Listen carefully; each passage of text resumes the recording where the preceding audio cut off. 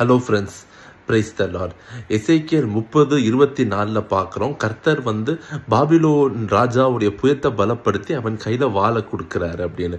யார் இந்த பாபிலோன் ராஜான்னு பார்த்தோம் அப்படின்னா, அதே எசேக்கியேல் 30:10 பார்க்குறோம். இது யாருன்னா நேபுகாத்நேச்சாரை குறித்து கர்த்தர் சொல்றாரு.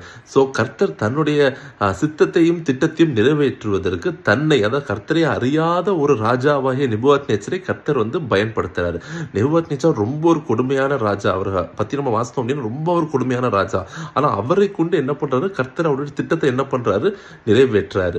இப்போ இப்படி கர்த்தரை அறியாத ஒரு ராஜா, கர்த்தரை ஆராதிக்காத ஒரு ராஜா செய்த ஒரு தவறுக்கே கர்த்தர் என்ன பண்ணாரு, ஒரு தண்டிச்சாரு நம்ம பார்க்கிறோம். அது எங்க பார்க்கலாம்னா தானியேல் 4:30 நம்ம பார்க்கிறோம். நேபுகாத்நேச்சார் சொல்வாரு, என்னுடைய மகிமைக்காகவும் என்னோட பலத்துக்காகவும் நான் கட்டின மகா பாபிலோன் சொல்லி கர்த்தருக்கு கொடுக்க வேண்டிய மகிமையை கர்த்தருக்கு கொடுக்காம என்றைக்கு அவன் தனக்குன்னு எடுத்தானோ, அந்த தானியேல் 4:31 பார்க்கிறோம். ராஜ்யபாரம் உடனே அவனை விட்டு நீங்க அவன் மிருகத்தை போல மாறினான்னு பார்க்கிறோம். யார் இப்படி மாறினா?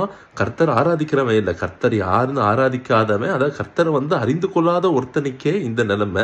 இன்றைக்கு கர்த்தரை அறிந்து கொள்ளாத அவனுக்கே அந்த நிலைமைனா, நம்ம கர்த்தரை அறிஞ்சு ஆராதிக்கிற நாம எத்தனை பேர் என் படிப்புனாலதான் எனக்கு வந்துச்சு, என் திறமையினாலதான், என்னோட ஹார்ட் ஒர்க் தான், எல்லாம் என்னுடைய காரியத்தினாலதான் வந்துச்சுன்னு சொல்லி நம்ம எத்தனை பேர் சொல்றோம். நமக்கு எவ்வளோ மேன்மை வந்தால் நம்ம கிரீடங்களை கரட்டி வைத்து கர்த்தருக்கே நம்ம என்ன பண்ணணும், மகிமை செலுத்த பழகணும். God bless you.